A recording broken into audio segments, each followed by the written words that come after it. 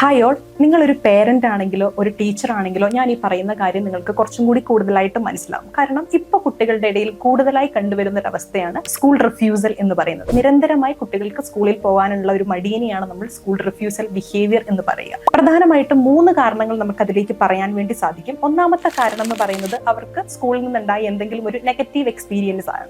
അതായത് ഏതെങ്കിലും രീതിയിലുള്ള ഒരു മോശം അനുഭവം സ്കൂളിൽ നിന്ന് ഉണ്ടായിട്ടുണ്ടെങ്കിൽ കുട്ടികൾ ഇത്തരത്തിലുള്ള ഒരു പെരുമാറ്റം കാണിക്കും. രണ്ടാമത്തെ കാരണം എന്ന് പറയുന്നത് കുട്ടികൾക്ക് പഠന വൈകല്യമോ അല്ലെങ്കിൽ പഠനത്തിലുള്ള ബുദ്ധിമുട്ടോ കാരണം സ്കൂളിൽ പോകാനുള്ള ഒരു മടി സംഭവിക്കാം എന്നുള്ളതാണ്. മൂന്നാമത്തെ കാരണം എന്ന് പറയുന്നത് അവർക്ക് സോഷ്യൽ സ്കിൽസിലുള്ള ഒരു ബുദ്ധിമുട്ട് കൊണ്ടാണ്. അവർക്ക് ഫ്രണ്ട്സ് ഇല്ലാത്തതിന്റെ പേരിൽ സ്കൂളിൽ പോകുന്നതിൽ ഈ രീതിയിലുള്ള ഒരു പ്രശ്നം അവർ കാണിക്കും. ഈ രീതിയിലുള്ള ഏതെങ്കിലും ബുദ്ധിമുട്ടുകൾ നിങ്ങളുടെ കുട്ടികളുടെ ഭാഗത്തു നിന്ന് ഉണ്ടാകുന്നുണ്ടെങ്കിൽ അതിന് നമ്മൾ ശാസ്ത്രീയമായി പരിഹരിക്കേണ്ടതുണ്ട്. അതിനാൽ ക്വാളിഫൈഡ് ആയിട്ടുള്ള ഒരു സൈക്കോളജിസ്റ്റിനെ കണ്ട് അതിന് വേണ്ട നടപടികൾ നിങ്ങൾ സ്വീകരിക്കുന്നുണ്ട് എന്നുള്ളത് ഉറപ്പുവരുത്തുക.